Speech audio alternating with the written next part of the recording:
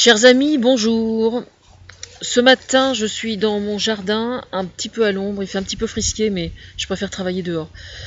Je viens de lire ce matin sur mon mur Facebook. Je me suis inscrite sur un groupe, un groupe sur Facebook contre le rythme scolaire. Je l'ai fait intentionnellement parce que je sais très bien qu'il y a des parents qui sont contre la réforme. Et excusez-moi, une voiture qui passe, et donc je trouve normal de m'être inscrite sur ce groupe. Alors je tiens à préciser que sur ce groupe vous avez la possibilité de me bannir, et que c'est votre droit le plus strict. Et je n'ai rien contre ça. Mais à partir du moment où je ne suis pas bannie, je trouve normal de m'exprimer, et de dire que je ne suis pas d'accord et d'argumenter. Jusqu'à preuve du contraire, je n'ai fait sur le groupe Facebook preuve d'aucune insulte en quoi que ce soit, et donc je considère que je n'ai pas à me taire. Bon, ensuite, je serais tentée de dire à court d'arguments des insultes, parce qu'évidemment, ce que j'ai fait, c'est que j'ai rédigé un article sur mon blog, où j'ai pris une des réponses qui m'a été donnée, avec les différents arguments. Donc pour développer et travailler correctement, j'ai fait un article sur mon blog, donc je vais mettre l'article sous la vidéo. Alors ensuite, il y a d'autres mamans qui sont venues rajouter, et donc qui m'ont dit « mêlez-vous de vos affaires ». Bon, alors déjà, sur ce point, je suis moi à l'origine de la réforme, donc je trouve pour le moins opportun que précisément ce soit moi qui me coltine le travail. C'est tout à fait cohérent, bien évidemment. Voilà, maintenant, encore une fois, s'il y a des gens à qui ça plaît pas, vous avez qu'à me bannir. Bon. Ensuite, il y a une autre maman qui m'a dit « corrigez votre orthographe ». Bon, alors, je suis moi un ancien cancre, et quelqu'un qui faisait énormément de fautes d'orthographe. J'avais de gros problèmes psychologiques, c'est vrai. J'étais femme au foyer et j'avais notamment, mes 3 filles ont toujours eu d'excellents résultats à l'école. Et il se trouve qu'un jour, ma fille aînée, qui s'appelle Clémentine et qui est prof d'anglais et agrégée, m'a dit, déconcertée, elle m'a dit « écoute, avec tes fautes, tu arrêtes ». Elle me dit « tu ne fais pas de fautes, alors tu arrêtes ça tout de suite ». Voilà. Donc là, je me suis dit, si ma fille qui est agrégée me dit que je ne fais pas de faute, en fait, on entretenait autour de moi l'idée selon laquelle je n'avais pas à m'exprimer par écrit parce que je faisais des fautes. Alors qu'en fait, non, je faisais pas de faute.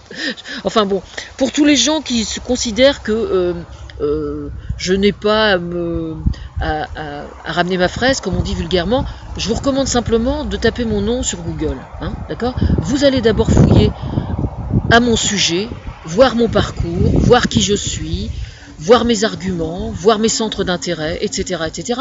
Et puis ensuite, on en reparle. Le débat est ouvert, il n'y a pas de souci. Moi, je peux tout entendre. Je suis complètement blindé, de toute façon, donc je crains pas grand-chose, franchement. Bon, mais pour revenir à l'orthographe, un jour il y avait Benabar qui avait dit un truc très intéressant. Il y a quelqu'un qui avait argumenté ça justement, quelqu'un qui avait, je sais plus si c'était un quelque part sur internet, je me souviens plus, et Benabar avait dit, mais enfin c'est complètement stupide de s'en prendre à quelqu'un parce qu'il fait des fautes d'orthographe. Et il avait parfaitement raison. Moi je connais des gens, par exemple, qui sont cons comme des balais et qui sont capables de rédiger des lettres sans la moindre faute. Et puis je connais par contre, à l'inverse, des gens qui font 3 fautes dans un mot et qui disent des choses extraordinaires. Je veux dire, c'est exactement comme s'en prendre à une langue vivante. Une langue vivante, c'est un moyen de communication. Ce qui importe, c'est ce qu'on en fait, ce qu'on dit avec la langue. C'est ça qui est important. Eh bien, l'orthographe, c'est pareil. Effectivement, moi aussi, bien sûr, que quand je lis, je préfère lire des commentaires qui sont dans un bon français. Évidemment, j'adore la langue française, j'adore m'amuser avec la langue, j'adore l'expression française et la culture française. Et pour cause, je suis la première concernée. Mais quand je vois quelqu'un qui fait énormément de fautes, en fait, je n'ai qu'un désir, c'est que surtout il continue à s'exprimer et à faire des fautes, parce que plus quelqu'un qui fait des fautes s'exprime véritablement, eh bien moins il fait de fautes. D'ailleurs, je vais vous raconter un truc. Il y a quelques années, je fréquentais beaucoup, parce que je suis passionnée de jardinage, et je fréquentais beaucoup un forum qui était spécialisé dans le jardinage. Il y avait Jardinou, qui va se reconnaître. Je suis certaine qu'il suit ce que je fais. Bref, Jardinou était j'espère qu'il vit toujours, est un jardinier très expérimenté, hein. Le mec super calé, super calé. Et puis sur ce forum, figurez-vous qu'il y avait un petit jeune de 14 ans qui était un échec scolaire sur pattes, quoi, vraiment, hein, le gamin. Alors c'est très simple en fait, alors lui il faisait carrément, il arrivait à faire 4 ou 5 fautes dans un mot de 3 syllabes. Je vous jure, je n'exagère pas, c'était une véritable catastrophe, quoi. C'était vraiment... C'était juste hallucinant. Mais alors par contre, il avait découvert le jardinage et alors il fonçait dans ce truc. C'était pour lui quelque chose de viscéral, quoi. Mais il avait un jardin absolument incroyable. Il avait un jardin, le jardin d'un homme de 40 ou 50 ans, avec toutes les branches possibles et imaginables. Ses parents avaient complètement, avaient bien compris que c'était un moyen, pour son cas à lui, hein. Ça ne veut pas dire que c'est le cas pour tous les ados, bien évidemment. Mais pour son cas à lui, c'était de toute évidence sa bouée de sauvetage psychologique, quoi, vraiment. Et alors, ce qui était absolument génial, c'est qu'en fait, ils n'arrêtaient pas, entre guillemets, de se friter avec le vieux en question, avec Jardinou, mais verbalement, quoi. C'était juste à mourir de rire, quoi. Sur le forum de jardin. Et alors, ils n'arrêtaient pas de se friter. Et au bout de quelques mois, eh bien, je me suis rendu compte d'un truc qui était absolument passionnant, c'est que l'ado en question, qui avait 14 ans, eh bien, il faisait de moins en moins de fautes. Pour vous dire à quel point il en était, je l'utilise en rigolant des fois pour faire des gags sur mon blog, n'importe où, avec un copain avec qui je discute sur internet.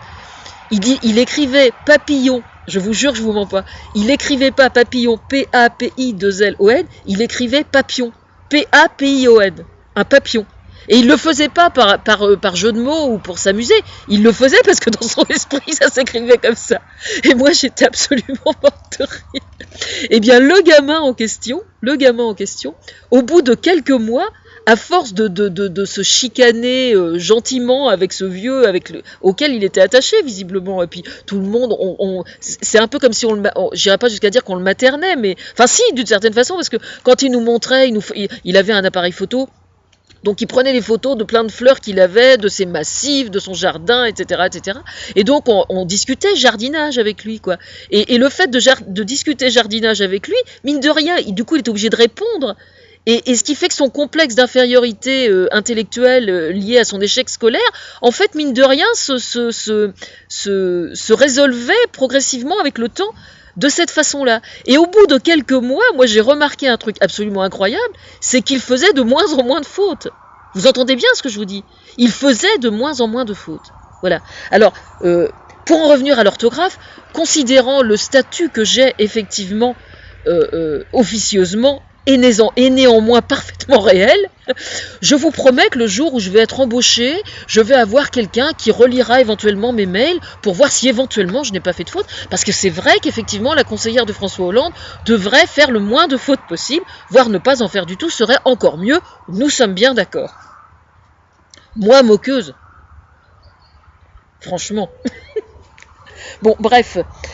Et enfin, oui, alors, il y a quand même... Donc, c'est la maman, la femme à qui j'ai répondu sur mon blog, une certaine Séverine, qui m'explique, qui me sort un monologue sur le mur, dont je n'ai pas pu malheureusement récupérer le lien pour mettre sur mon blog, mais bon, c'est pas grave, et qui me fait un monologue sur le statut de la femme au foyer, s'ergotant sur ses valeurs traditionnelles, etc. Bon, soyons clairs. Moi, j'ai été femme au foyer pendant 25 ans. Je tiens à préciser que j'ai été une femme au foyer absolument ravie de l'être. Hein. C'est-à-dire que je comprends très bien ce qu'elle veut dire, parce que moi, je considère que j'ai été, d'une certaine façon, infiniment plus valorisée en ayant été femme au foyer pendant 25 ans de ma vie, que je ne l'aurais été en étant salariée quelque part, dans une branche, par exemple, qui ne m'aurait pas plu. On est bien d'accord. Mais la solution idéale, elle n'existe pas. Vous m'entendez bien? D'ailleurs, je suis en train d'écrire un livre sur le féminisme, là. C'est un bout de temps que j'ai pas travaillé parce que je trouve pas le temps. Mais qui s'appelle, de toute façon, le titre du livre, c'est le suivant. De toute façon, vous n'y arriverez pas. C'est une boutade, bien évidemment. Hein. C'est-à-dire que la femme parfaite, elle n'existe pas. Hein. Je veux dire, c'est comme la mère parfaite, elle n'existe pas non plus. D'accord? Le super canon qui a toutes les qualités, ça n'existe pas non plus. Bon, le jour où toutes les femmes auront assimilé cette notion-là, déjà on aura fait un grand pas. Et pour les femmes au foyer, eh bien je tiens à vous rassurer, c'est exactement la même chose. Voilà. Hein. Moi j'ai remarqué, par exemple, je me souviens avoir assisté, j'avais assisté à un repas, je me souviens plus, c'était dans le cadre du travail de mon mari, je crois. Enfin bref. Et il y avait à côté de moi une institutrice que je connaissais qui avait 2 ou 3 enfants en bas âge. Donc elle faisait sa journée, hein, elle faisait son travail à plein temps, et elle élevait ses 3 enfants, et le mari était agent SNCF. Eh bien, j'ai réalisé que moi, femme au foyer, effectivement, financièrement, c'était toujours un peu la dèche, quoi. Mon mari gagnait correctement sa vie, mais c'était dur, quoi, quand même. Hein. Notre seul luxe, c'était d'avoir fait construire notre maison et notre jardin, et moi, je m'éclatais dans le jardin, et elle dans l'éducation de mes filles. Bon, eh bien, j'ai réalisé, tout simplement, que j'étais 100 fois plus heureuse qu'elle. Parce que, mine de rien, en étant à la maison et en assumant l'éducation de nos 3 filles, et le jardin, les poules, les lapins, etc., j'étais beaucoup plus épanouie qu'elle. Ça ne fait absolument aucun doute. Vous voyez ce que je veux dire? Par exemple, je lui parlais de certains sujets d'actualité qu'elle connaissait absolument pas, parce qu'elle était tellement la tête dans le guidon qu'elle n'arrivait pas à relever le nez, quoi. Vous voyez ce que je veux dire? Donc je comprends très bien ce qu'elle veut dire, cette maman. Je comprends très bien, je suis mieux placée que n'importe qui pour le comprendre. Seulement voilà.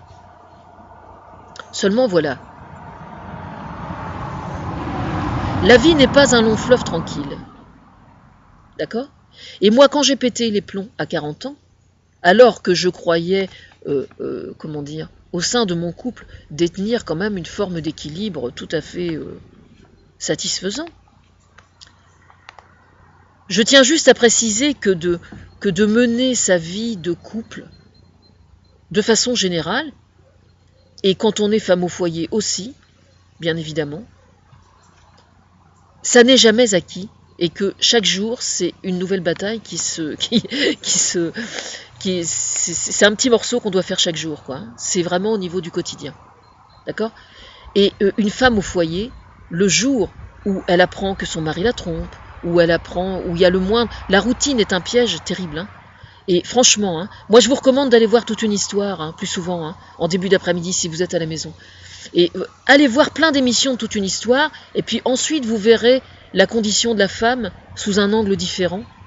Et vous verrez, il y a des psychologues, il y a plein de cas concrets de gens qui viennent raconter leur histoire. Et notamment hier, il y avait justement le cas de 3 femmes battantes qui disaient, moi, c'est pas les hommes qui vont m'en compter. Ben non, évidemment, elles en ont tellement chié leur vie durant qu'elles veulent plus en entendre parler. Hein. Je ne suis pas en train de dire qu'une femme au foyer va systématiquement divorcer, qu'elle va systématiquement porter des cornes un jour, etc., etc. Ça n'est pas ce que je veux dire. L'obstacle dont je vous parle, ça peut être un cancer du sein, ça peut être un enduit de santé, ça peut être une maman ou un papa qui a Alzheimer, ça peut être un beau-père, une belle-mère qui a Alzheimer, ça peut être toutes ces petites choses-là, au fur et à mesure que les années progressent. Vous avez vos beaux-parents qui, s'ils vous ont soutenu psychologiquement, si vous avez la chance d'avoir, moi j'ai eu cette chance-là d'une certaine façon, même si c'était très loin d'être rose et d'être parfait, mais j'ai eu la chance d'avoir des beaux-parents qui, bon an, mal an, quand même, étaient tout à fait bienveillants vis-à-vis de moi, probablement aussi parce que je savais leur dire merde quand ils m'emmerdaient, d'ailleurs, chose que je vous recommande, hein, tout à fait.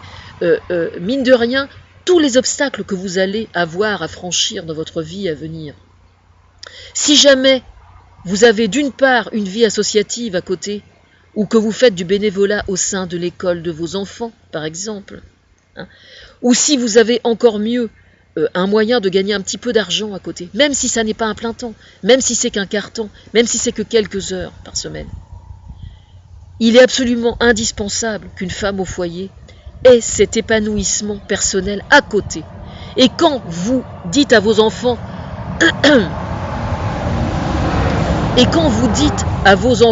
ah ben tiens, aujourd'hui j'ai passé 2 heures à faire telle chose, qui n'a rien à voir avec eux, qui n'a rien à voir avec le mari, qui n'a rien à voir avec la vie de famille, mais uniquement pour votre petite gueule, vous ne soupçonnez pas le cadeau absolument merveilleux que vous faites à votre enfant.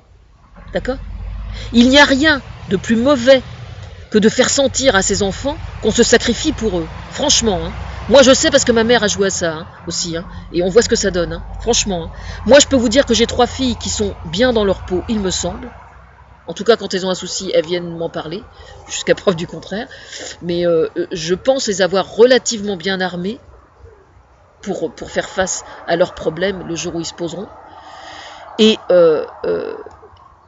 s'il y a un schéma qu'elles ne reproduiront certainement pas, c'est bien celui de la femme au foyer. Alors que moi, je considère que par rapport à bien d'autres femmes au foyer, j'étais ouverte d'esprit, j'avais une vie associative, je faisais les foires à tout, je cultivais les fleurs de mon jardin, j'allais les vendre sur le marché pour gagner un petit peu d'argent. Je pense que je me démerdais vraiment bien, quoi, sincèrement. Hein. En tant que femme au foyer, je me démerdais vraiment bien. Et pourtant, vous voyez, ça m'a explosé dans la gueule à 40 ans. Alors, le coup de la femme au foyer qui détient la solution suprême, franchement, c'est un très mauvais plan, je vous assure. Moi, je vous dis ça, je ne dis rien, mais franchement, hein, et pour information, je vais vous donner juste une statistique. Au moment où moi j'ai pété les plombs, il y avait 3 autres femmes, 3 femmes que je connais dans le coin, dans mon coin. D'accord ? Une qui habitait mon village, Ménilpanville, une qui habitait du côté d'Yvetot, et l'autre, je ne sais plus exactement. Sur les 4 femmes qui ont pété les plombs gravement, en crise de couple profonde, hein, les 3 autres se sont foutus en l'air, et moi j'ai terminé à l'hôpital psychiatrique. D'accord ? C'est la raison pour laquelle je vais créer avec la Croix-Rouge les maisons transgénérationnelles. Alors, allez voir sur Google, vous tapez Françoise Niel-Aubin, maison transgénérationnelle, vous allez comprendre. C'est précisément fait pour anticiper les crises de couple et de telle sorte que le couple puisse se séparer ne serait-ce que quelques jours ou quelques semaines avant que la femme ne prenne sur la gueule, avant qu'elle se fasse insulter, avant que son mari l'accompagne à l'hôpital psychiatrique en disant « Ah bah oui, ma pauvre chérie, tu vois bien que t'es malade, c'est ce qu'on m'a fait moi. Hein. » Voilà. Ok ? Alors le coup de la femme au foyer qui détient la solution suprême, vous repasserez, hein, franchement. Hein. Bon, oui, je suis un petit peu en colère parce que être assez naïf pour penser que le fait d'être femme au foyer, ce soit la solution suprême, je trouve que c'est quand même un petit peu étroit d'esprit, hein, franchement. Hein.